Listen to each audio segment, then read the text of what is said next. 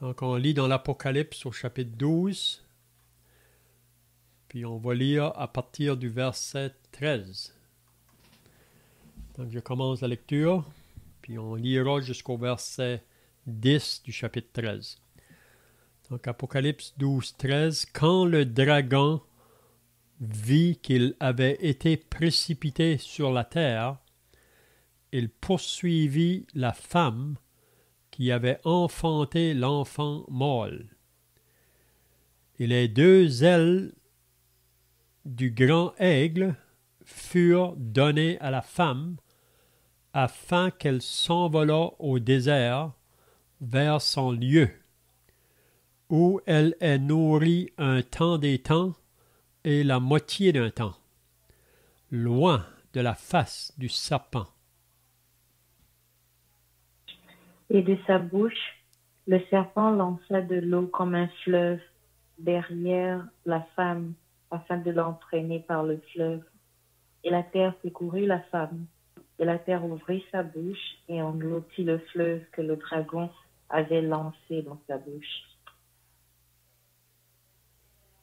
Et le dragon fut irrité contre la femme, et il s'en alla faire la guerre au reste de sa postérité, à ceux qui gardent les commandements de Dieu et qui retiennent le témoignage de Jésus. Et il se tint sur le sable de la mer.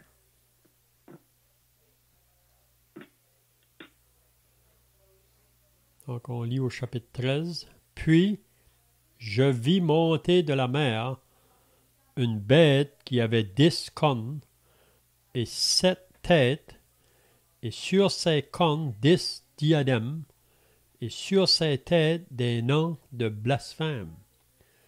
La bête que je vis était semblable à un léopard. Ses pieds étaient comme ceux d'un ours, et sa gueule comme une gueule de lion. Le dragon lui donna sa puissance et son trône et une grande autorité.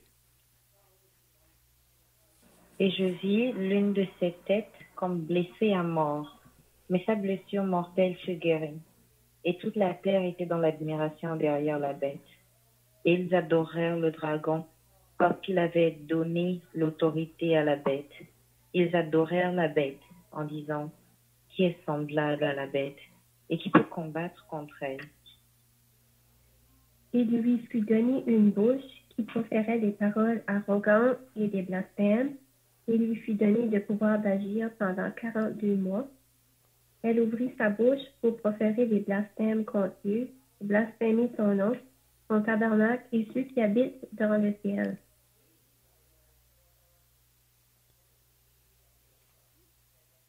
Et il lui fut donné de faire la guerre aux saints et de les vaincre. Et il lui fut donné autorité sur toute tribu, tout peuple, toute langue et toute nation. Et tous les habitants de la terre l'adoreront, eux dont le nom n'a pas été écrit dès la fondation du monde dans le livre de vie de l'agneau qui a été immolé.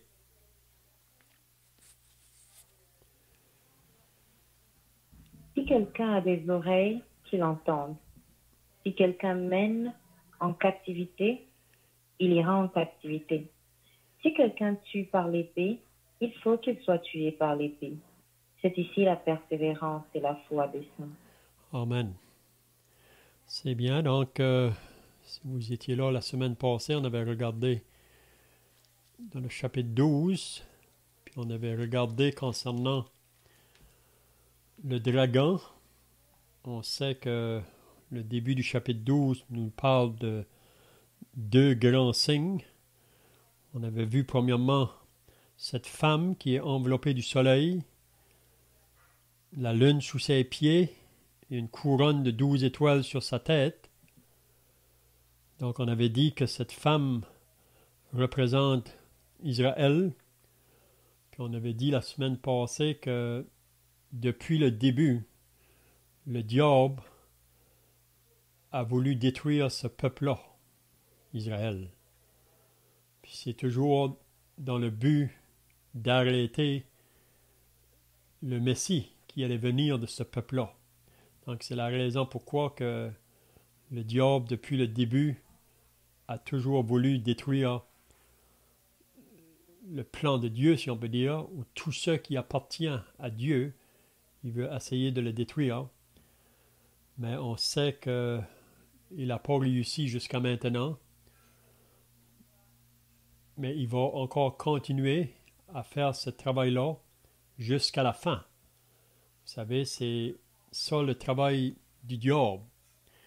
Il sait qu'il est perdu.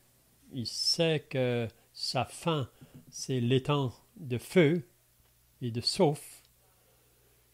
Mais il est vraiment persévérant. Il veut aller jusqu'au bout de sa course, si on peut dire, pour entraîner avec lui autant que possible une multitude. Puis vous savez que ce monde présentement est sous sa puissance. Donc, le travail du diable, ce n'est jamais pour apporter du bien à l'homme. Même si qu'à la première vue, c'est ça qu'il présente. Mais vous savez que c'est un ennemi de Dieu. On voit là dans chapitre 12 qu'il est appelé le dragon.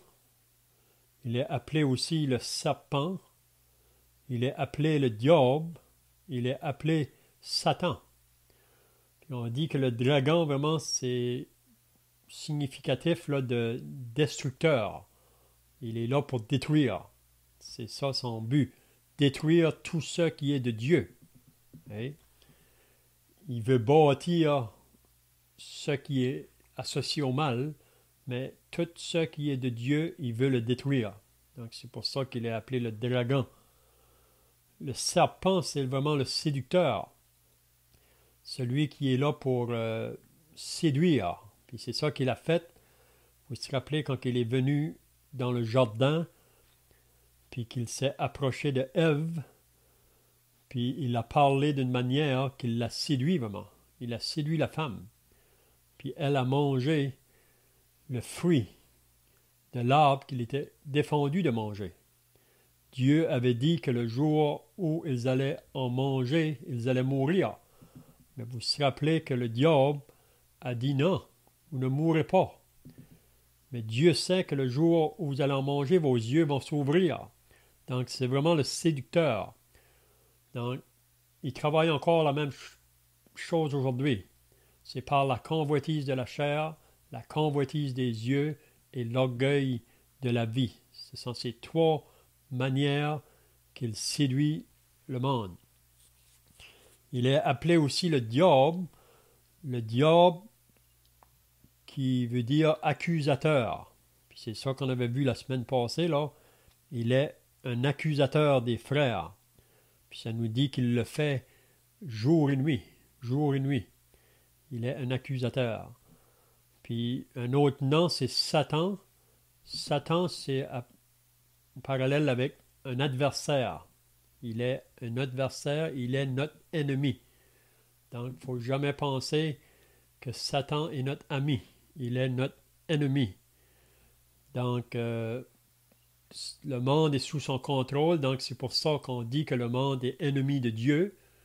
Parce que aussi longtemps que l'homme ou la femme ne sont pas sauvés, ils sont associés avec le diable, ennemi de Dieu. Mais après qu'on est sauvé, on est appelé amis.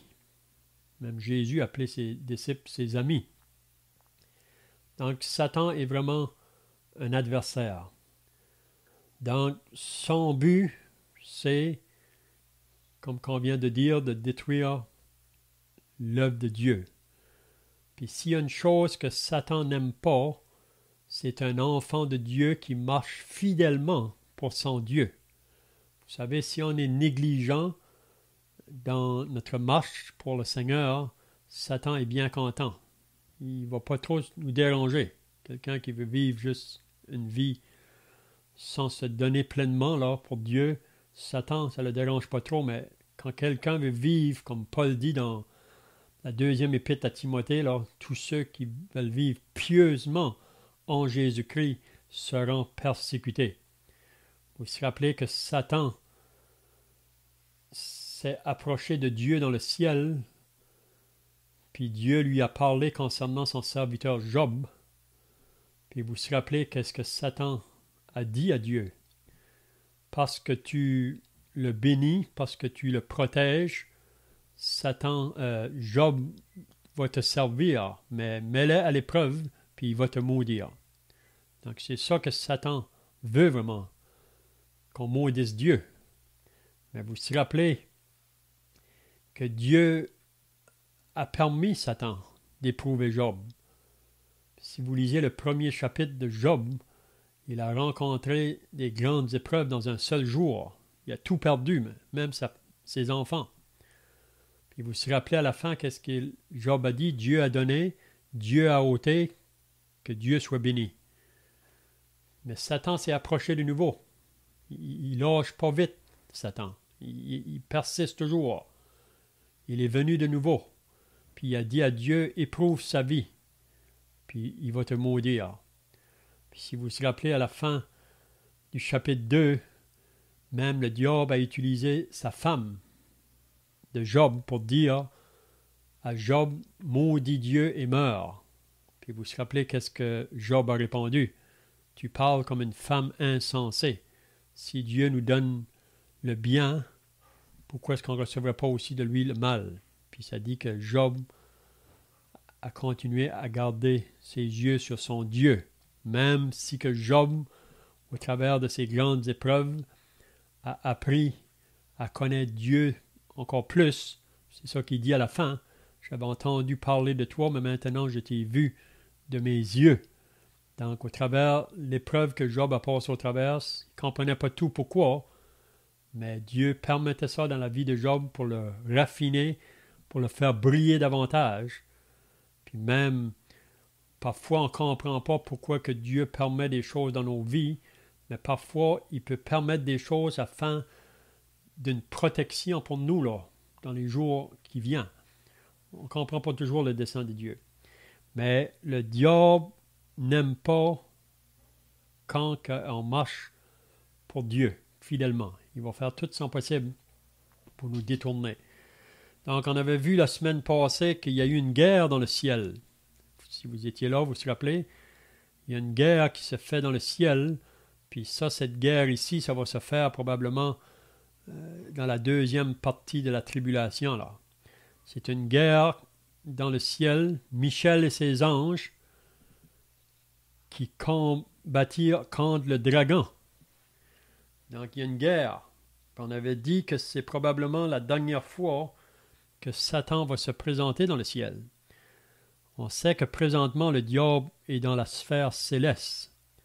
Il est dans le deuxième ciel, parce qu'il a été jeté en dehors du ciel, mais il peut encore avoir accès dans le ciel. On voit ça dans Job. Mais ici, il va être précipité sur la terre.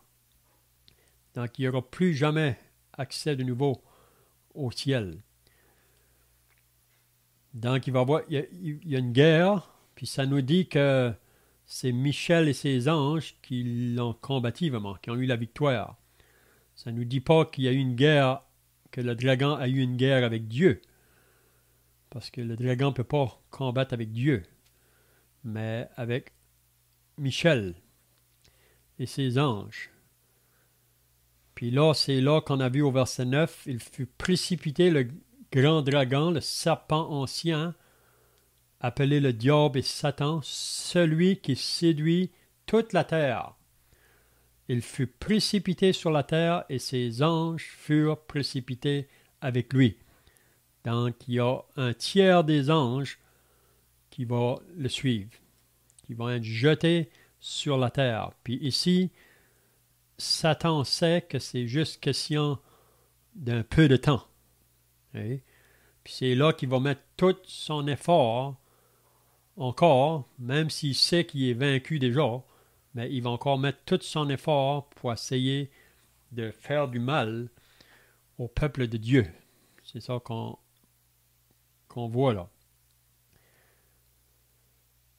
Même au verset 10, on avait vu, car il a été précipité, l'accusateur de nos frères, celui qui les accusait devant notre Dieu jour et nuit. Donc Satan, aujourd'hui, il est un accusateur.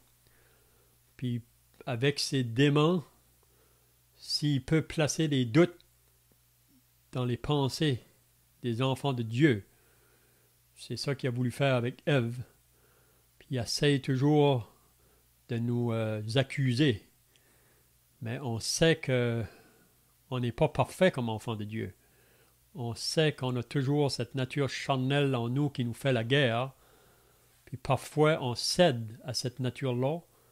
Puis c'est quand on cède, c'est là que Satan essaye de nous accuser pour dire, regarde, qu'est-ce qu'il a fait. Puis il voudrait qu'on garde ça dans nos pensées, là, mais vous savez, il y a toujours un moyen de revenir avec Dieu comme enfant de Dieu. Puis si on pêche, on a un avocat qui nous représente dans le ciel. Donc, on avait vu au verset 11, ils l'ont vaincu à cause du sang de l'agneau. Donc, on peut avoir la victoire sur cet ennemi. Il est très fort, mais notre Sauveur est plus fort que lui. Puis, on a les ressources nécessaires en nous par le Saint-Esprit qu'on peut le résister. Donc, au verset 12, on avait vu qu'il y a une parole de réjouissance là. C'est pourquoi réjouissez-vous, cieux, et vous qui habitez dans les cieux. Donc, il parle au peuple de Dieu. Donc, il faut se réjouir. C'est ça qu'on a appelé comme peuple de Dieu. Si vous lisez dans l'Épître aux Philippiens, Paul répète ça souvent. Réjouissez-vous, je le répète, réjouissez-vous dans le Seigneur. Même si que le peuple de Dieu connaît des temps de détresse, de calamité, de persécution, de tribulation, dans le cœur, on peut se réjouir parce qu'on sait qu'on est les vainqueurs, même qu'on est plus que vainqueurs. On sait qu'on est des gagnants, même que si à la première vue, on paraît de ceux qui sont perdants. Mais on n'est pas perdants. C'est pourquoi réjouissez-vous, cieux, et vous qui habitez dans les cieux. Donc, il y a un côté, comme on disait l'autre jour, dans la parole de Dieu, ou même dans le livre de l'Apocalypse, qu'il y a des choses qui parlent de la réjouissance. Puis, la réjouissance est toujours associée au peuple de Dieu. Mais il nous dit, en contraste, malheur à la terre et à la mer. Malheur à la terre. Vous savez, ici, malheur à la terre parce que le diable va être jeté sur la terre. Et ses démons. Puis il va vraiment vouloir faire le mal dans toute sa force, si on peut dire là. Car le diable est descendu vers vous. Puis regardez qu'est-ce que ça dit. Animé d'une grande colère, sachant qu'il a peu de temps. Donc, le diable, il va être jeté sur la terre, puis qu'est-ce qui va être sa cible? Ça va être le peuple de Dieu. Ça va être Israël encore.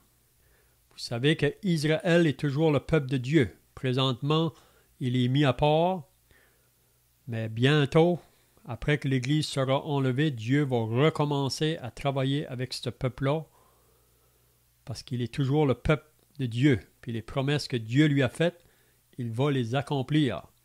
Vous savez que Israël va être le peuple qui va être à la tête des nations, même quand que le règne du Seigneur va être établi sur la terre. Pendant le millénium, c'est vraiment Israël qui va être la tête des nations à ce moment-là. Donc le diable est animé d'une grande colère, sachant qu'il a peu de temps. Donc il va faire tous ses efforts. Puis c'est ça qu'on va voir ce soir, là, qu'il va avoir des personnes qui vont se joindre à lui, là. Vous savez, 2 personnages qui vont se joindre à lui. Puis il va les utiliser dans le but là, de ses intérêts, vous comprenez? Puis c'est ça qu'on verra, peut-être qu'on n'aura pas le temps de toucher, là, mais dans le chapitre 13, il nous parle d'une bête qui va monter de la mer. Puis ça nous parle de l'homme, l'Antichrist. Puis il nous parle d'une deuxième bête au verset 11 qui monte de la terre. Puis ça nous parle du faux prophète. Donc on avait dit la semaine passée qu'il y a une trinité diabolique. Et il y a le diable ou le dragon, il y a l'Antichrist, le faux prophète. Donc ils travaillent ensemble contre le peuple de Dieu pour détruire tout ce qui est de Dieu. Puis le diable, qu'est-ce qu'il veut vraiment? Il veut avoir l'adoration sur lui. Il veut se lever. Puis c'est ça qu'on va voir là, dans le milieu de la tribulation, quand que l'Antichrist va vouloir s'asseoir dans le temple pour se proclamer Dieu. Mais c'est vraiment le diable qui est en arrière de ça, qui veut l'adoration. Hein? C'est bien. Je ne sais pas si quelqu'un a d'autres pensées là, de ce qu'on a vu la semaine passée. Sinon, on commence au verset 13. Tu mentionnais que le diable était persévérant. La Bible nous encourage à être encore plus persévérant, je peux dire, parce qu'elle dit « Résistez au diable et il fuira loin de vous ». On a l'exemple de cela avec le Seigneur Jésus qui a utilisé la parole pour lui répondre, sans s'engager dans ses mimiques et dans ses trucs. Et on voit que le diable s'est éloigné du Seigneur Jésus. Donc, on est appelé à faire la même chose. Peut-être aussi le passage d'Ésaïe au chapitre 14, je pense, où il y a cette prophétie sur le roi de Babylone et qui nous laisse entendre, en fait, et que ce sont des paroles qui s'adressent et qui concernent le diable lui-même. Et il nous est révélé comment il s'est enflé d'orgueil, comment il a pensé dans son cœur qu'il s'élèverait et qu'il prendrait la place du Très-Haut. Donc, ça a été la chute, hein, le début, si on veut, de la chute du diable. Donc, sa persévérance, peut-être, c'est une hypothèse, tu peux reprendre si tu veux, Léon. Ce que j'en comprends, c'est un peu un entêtement parce qu'il s'imagine encore qu'il pourrait remplacer Dieu, prendre la place de Dieu, s'élever au niveau de Dieu, renverser le plan de Dieu. Il s'imagine encore qu'il pourrait arriver autre chose que ce que Dieu a annoncé. En fait, Satan, si je puis dire, quand je médite un peu là-dessus, est plus grand, plus fort que nous, ne le sent. Cependant, le péché avilit l'homme. La Bible nous dit même de l'homme que se croyant sage, ils sont devenus fous. On lit ça dans Romains. Donc, on peut penser un peu la même chose de Satan. Le péché avilit tout. Et même un ange comme Satan, qui s'est laissé entraîner dans le péché, est comme rendu fou, si vous voulez, par le péché. Le péché s'est emparé de son cœur en sorte qu'il y voit plus clair et qu'il peut peut-être même aller jusqu'à s'imaginer, comme la Bible nous dit, qu'il pourrait renverser les plans de Dieu, prendre la place de Dieu, faire les choses autrement que ce que Dieu a annoncé qu'elles seraient.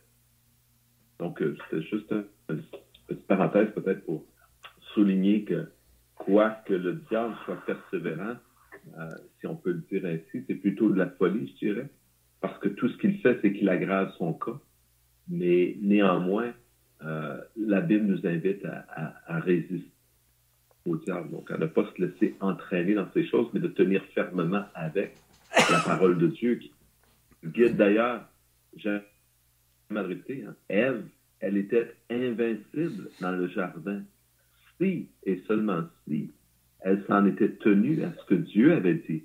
Ce qui fait que Ève a glissé, c'est parce qu'elle s'est détournée. Elle ne s'est pas attachée à ce que Dieu avait dit, à la parole de Dieu. Elle n'a pas eu cette confiance en Dieu. On veut donc, pour nous, que cela nous serve de leçon et que nous demeurions attachés à la parole. Ouais, c'est un peu la même pensée de l'homme. L'homme sait qu'un jour, il va être jugé pour ses péchés, mais même en sachant ça, il continue toujours dans sa même voie. C'est ça qu'on lit dans Romains, au chapitre 1, à la fin, là. Donc le diable, c'est la même chose. Il sait que sa fin, c'est les temps de feu, mais il va persister jusqu'à la fin pour essayer de mettre des embûches. Mais c'est Dieu qui va être le vainqueur. Donc, être avec Dieu, on est associé au vainqueur. Donc, c'est pour ça que dans le livre de l'Apocalypse, là, parfois il y a des gens qui ne veulent pas le lire parce qu'ils disent que c'est un livre qui fait peur. Mais je dis que si vous êtes avec le vainqueur, vous n'avez pas à avoir peur. Et parce que le livre de l'Apocalypse commence avec Jésus, il se termine avec le Seigneur Jésus. Donc le verset 13, « Quand le dragon vit qu'il avait été précipité sur la terre », ou quand le diable, c'est la même chose, là. Quand le diable vit qu'il avait été précipité sur la terre, donc il reste juste quelque temps là. Puis on croit que c'est le 3 ans et demi, le restant de la tribulation, le dernier 3 ans et demi. Puis là, il va faire tous ses efforts pour poursuivre la femme qui avait enfanté l'enfant mâle. Donc, il faut encore se rappeler que la femme, ça représente Israël. Donc, depuis le début, le diable est toujours acharné pour détruire ce peuple-là, parce que c'est de ce peuple-là que les promesses s'accomplissent. Donc ici, il sait qu'il est rendu à la fin, puis il va encore s'acharner contre ce peuple-là, parce que vous savez qu'à la fin de la tribulation, toutes les nations vont se réunir ensemble, puis ça va être sous le contrôle du diable et de l'Antichrist pour faire la guerre à Israël. Puis c'est là vraiment, à la fin de la tribulation, là, qu'Israël vont crier au secours, si on peut dire. Ils vont invoquer leur Dieu. Puis c'est là que Jésus va descendre du ciel avec nous, l'Église, pour combattre l'Antichrist et toutes ces nations qui vont vouloir faire la guerre à Israël. C'est vraiment la dernière guerre qui va se faire sur la terre. Mais qu'est-ce qui va arriver avec Israël à ce moment-là? Vous savez que quand l'Antichrist va se lever là pour vouloir s'asseoir dans le temple à Jérusalem, ça c'est l'abomination de la désolation. C'est ça que Jésus nous parle dans Matthieu 24. Donc le moment qui va s'élever là, c'est là qu'il faut que ceux qui seront en Judée fuient. Donc en parlant à Israël, parce qu'il va vouloir le faire la guerre. Donc ici, qu'est-ce qui va arriver avec la femme? Ça nous dit, « Et les 2 ailes du grand aigle furent données à la femme. » Il parle d'un aigle ici. Les 2 ailes du grand aigle. On voit ça souvent dans l'Ancien Testament. L'aigle est souvent mentionné là comme celui qui descend pour prendre soin de ses petits. Donc ici, on peut dire que c'est Dieu qui est représenté comme dans l'aigle ici, qui va prendre soin de la femme, qui prend soin de son peuple, afin qu'elle s'envolât au désert vers son lieu où elle est nourrie un temps des temps et la moitié d'un temps, loin de la face du serpent. Donc ici, c'est 3 ans et demi. Israël va être mis dans un lieu de refuge. On ne sait pas comment cela va se faire, mais on croit que ça peut se faire. On a l'exemple de Élie le prophète, quand que la famine est venue sur Israël, là, à cause du péché d'Akab, Dieu a pris un soin spécial pour son prophète Élie. Il l'a mis à part vraiment pour prendre soin de lui. Donc ici, Israël sera aussi gardé, protégé par Dieu, mais il ne faut pas oublier que ceux qui vont se convertir là, même parmi les nations dans le temps de la tribulation, quand que l'Antichrist va s'asseoir sur le trône pour se proclamer Dieu, il va persécuter tous ceux qui ne veulent pas se soumettre à lui. tous ceux qui ne voudront pas se prosterner à lui. Puis on sait que dans la tribulation, il y aura beaucoup de personnes qui vont se convertir au travers du message des 144 000, même du message des 2 témoins. Puis même on verra au chapitre 14, le dernier message, ça va être les anges que Dieu va utiliser pour parler à la terre. Donc, Satan sait qu'il n'a pour peu de temps. Donc, il va vouloir détruire tout ce qui est de Dieu.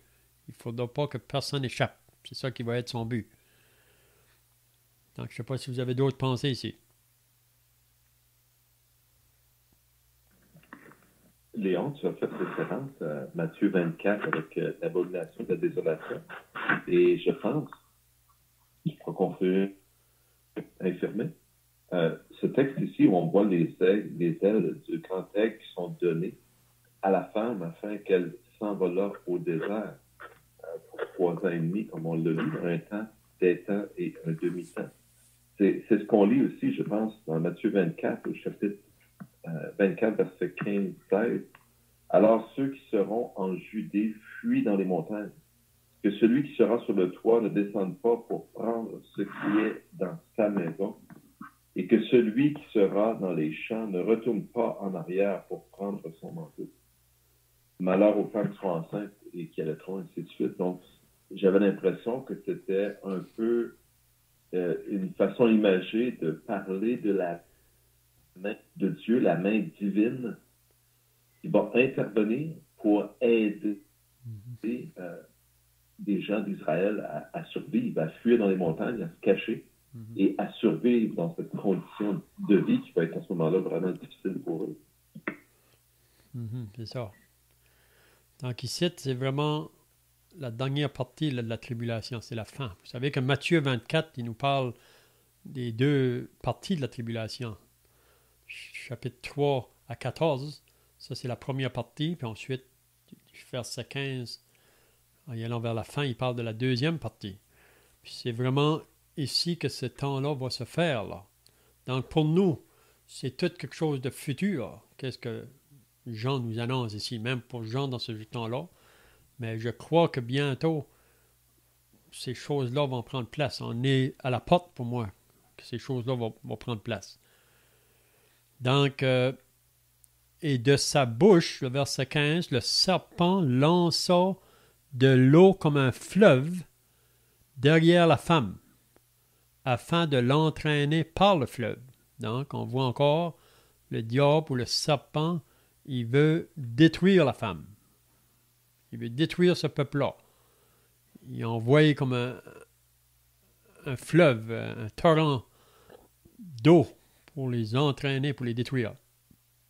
Et la terre secourut la femme. Et la terre ouvrit sa bouche et engloutit le fleuve. Donc on sait qu'en arrière de ça, c'est Dieu vraiment qui veille sur son peuple. Dieu va ouvrir la terre pour qu'elle ramasse l'eau, si on peut dire, que le dragon avait lancé de sa bouche. Et le dragon fut irrité. Donc le diable est irrité contre la femme et il s'en alla faire la guerre au reste de sa postérité. Donc, qui est le reste de sa postérité? Donc, on voit qu'il ne peut pas faire rien contre la femme parce que Dieu la protège, mais il va se tourner pour faire la guerre au reste. Qui est le reste?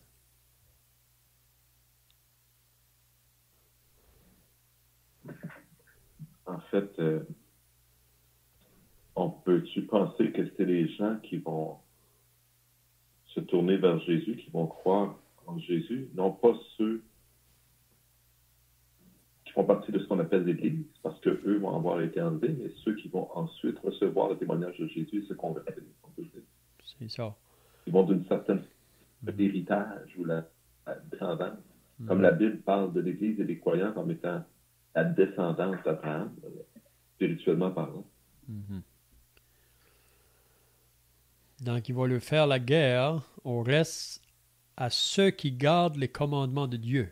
Donc, c'est ceux vraiment qui se sont tournés vers Dieu pour croire en lui puis obéir sa parole.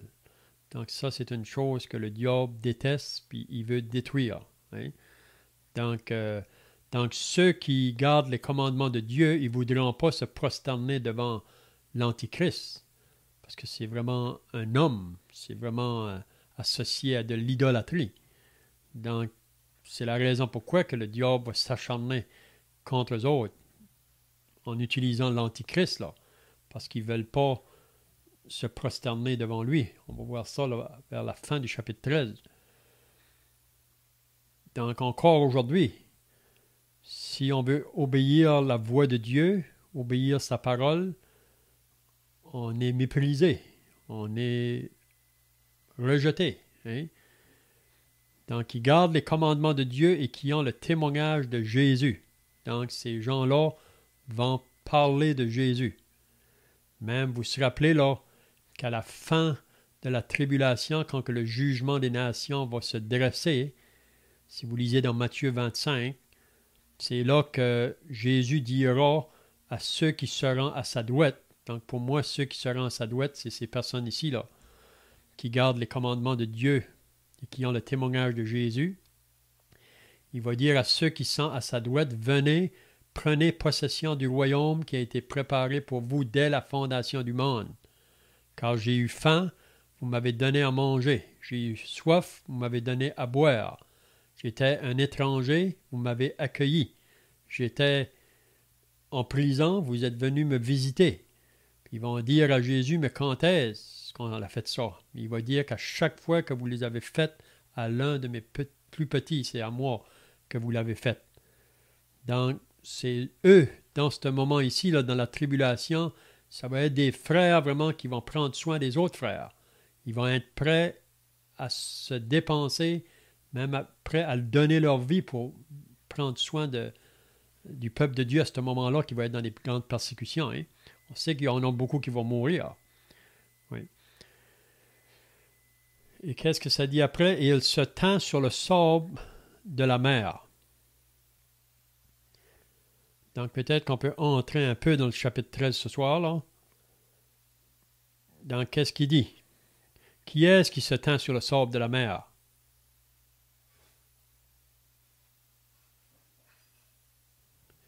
Est-ce que c'est pas le dragon? Puis regardez qu'est-ce qu'il dit après. Puis je vis monter de la mer. Donc ici, il voit quelqu'un qui monte. La mer, ça nous parle toujours des nations, vraiment. Le peuple qui est associé aux nations.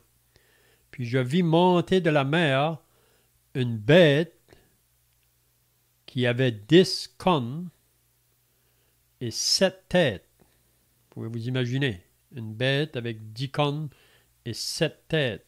Si vous vous rappelez au chapitre 12, quand il a parlé du dragon, là, il nous disait au verset 3 du chapitre 12, en parlant du dragon, il dit que c'était un grand dragon rouge avec 7 têtes et 10 cornes.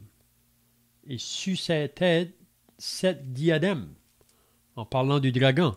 Mais ici, en parlant de cette bête qui monte de la terre, il dit un peu la même chose, qu'il y avait 10 cornes et 7 têtes, et sur ces cornes, 10 diadèmes.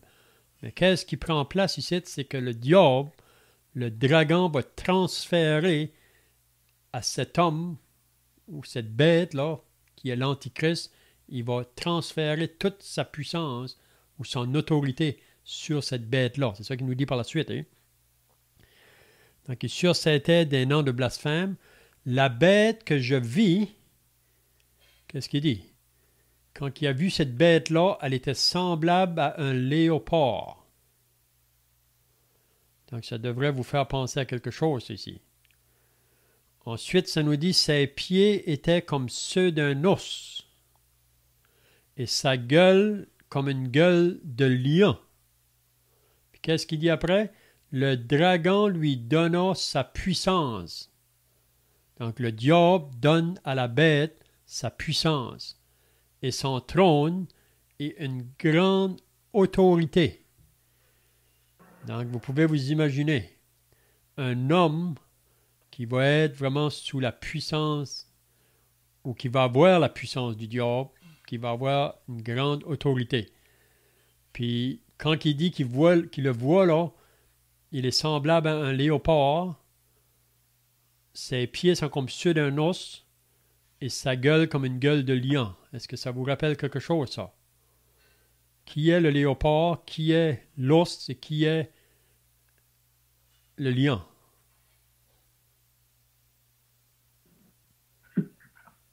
En fait, si on se réfère au livre de Daniel, chapitre 7, on va voir l'explication. C'est ça.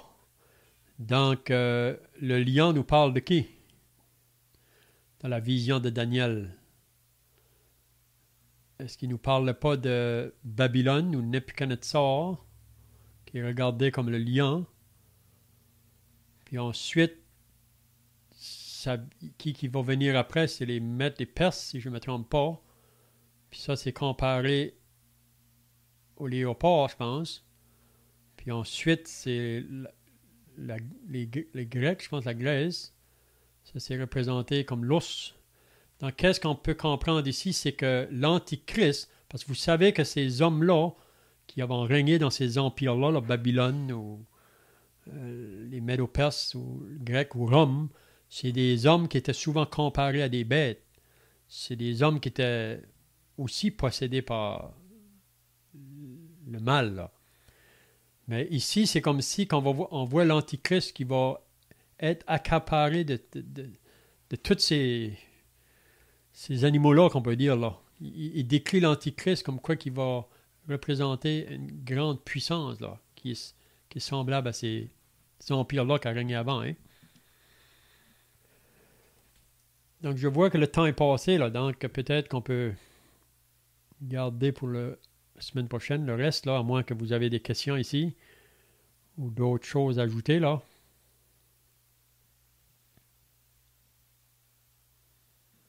Moi, je ne sais pas si c'était ton intention d'aller dans Daniel, mais je pense que ce serait intéressant de le lire aussi, parce que même cette bête terrible qui sort de la mer, dont on vient de parler avec cette tête et ses 10 cornes, elle est décrite aussi, je pense, dans Daniel au chapitre 7. Oui, on pourrait le lire. On pourrait le lire avant de terminer. Avant de terminer, Daniel 7, le verset 15. Ou je ne sais pas si tu vas le garder pour la semaine prochaine. Mais on peut le lire, ça nous aidera peut-être pour comprendre qu'est-ce qu'on va voir dans la semaine prochaine. C'est pas lent à lire, là. Daniel 7, au verset 15. Je commence à le lire, puis vous pouvez suivre.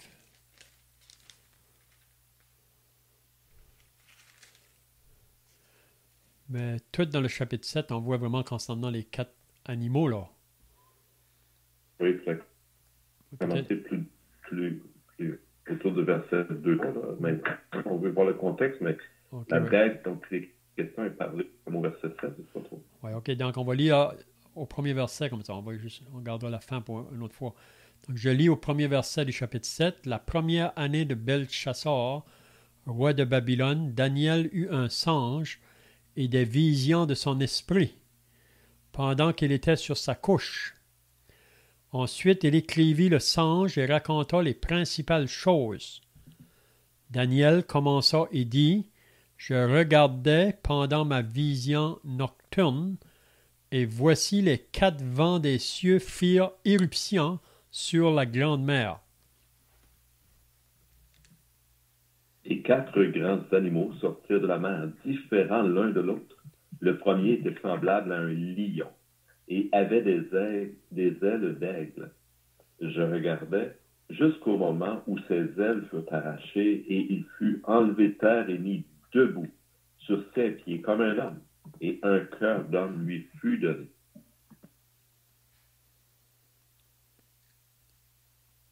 Donc ici, on peut dire qu'il nous parle de Nebuchadnezzar, le roi de Babylone. Verset 5, « Et voici un second animal, était semblable à un os, et se tenait sur un côté. Il avait 3 côtes dans la gueule, entre les dents, et on lui disait, « Lève-toi, mange beaucoup de chair. » Donc ça, c'est le deuxième. Ça, c'est les Mèdes et les Perses. Verset 6, « Après cela, je regardais, et voici un autre était semblable à un léopard. et avait sur le dos 4 ailes comme un oiseau. Cet animal avait 4 têtes et la domination lui fut donnée. Donc ici, c'est vraiment grec, le Grèce. C'était vraiment Alexandre le Grand qui régnait à ce moment-là. Donc si quelqu'un veut lire le verset 7. Oui, puis on pourrait entrer dans le détail. On n'a pas le temps, peut-être parce que le temps est passé, mais Non. effectivement, le royaume d'Alexandre s'est séparé en 4 après la mort d'Alexandre, qui est survenue rapidement, comme c'est prévu aussi dans Daniel. Mm-hmm. Et au verset 7, et après cela, je regardais pendant mes visions nocturnes, et voici, il y avait un animal terrible, épouvantable et extraordinairement fort. Il avait de grandes dents de fer et mangeait, brisait et foulait aux pieds ce qui restait. Il était différent de tous les animaux précédents et il avait 10 cornes. Je considérais les cornes et voici une autre petite corne sortie du milieu d'elle et 3 des premières cornes furent arrachées devant cette corne. Et voici, elle avait comme des yeux d'homme et une bouche qui parlait avec arrogance. Mm-hmm. C'est ça. Donc on voit ici les 4 animaux. Mais on voit que on pourra regarder ça la semaine prochaine peut-être. Le temps est déjà passé. Donc on termine par la prière, puis ensuite on peut chanter un cantique si vous voulez. Père, dans ce livre que nous considérons de l'Apocalypse, tu nous dis que ceux qui écoutent le livre sont bénis. Ça a pour but de nous révéler les choses qui sont devant nous, non pas dans les détails que nous sachions tout d'avance, mais afin que nous ayons cette vision et cette compréhension que tu es victorieux, qu'à la fin des temps, tu surgiras. Et Seigneur, tu feras valoir la justice. Nous sont rapportés par les anciens prophètes dans ton livre, Seigneur, dans des centaines d'années même avant que Jésus ne soit dans ce monde comme un enfant. Seigneur, nos cœurs sont fortifiés par ces paroles qui nous viennent de toi. Nos pensées, Seigneur, sont renversées par la puissance de ta vision, car pour toi, Seigneur, les temps n'ont aucun secret. Ils sont comme s'ils n'existaient pas devant toi. Tout est à nu devant tes yeux. Et tu sais de longue date, Seigneur, tout ce qui arrivera. Notre Dieu, nous te louons pour ce que tu es. Et Seigneur, de ce que tu désires, non pas que nous périssions, mais que nous soyons sauvés. Ces choses nous sont données, Père, par toi, afin que nous voyions et que nous nous tournions vers toi pour être réfugiés en ton Fils. Seigneur, tu as pourvu de ce salut parfait. Par celui-là seul, nous pouvons être sauvés et nous t'en bénissons dans le nom de Jésus, le Sauveur, le seul nom qui a été donné parmi les hommes par lequel nous dussions être sauvés. Et en lui, comme cela est croire encore, Seigneur, nous n'avons aucune raison de craindre quoi que ce soit. Car si Dieu est avec nous, qui sera contre nous? Béni soit ton nom, Père. Amen.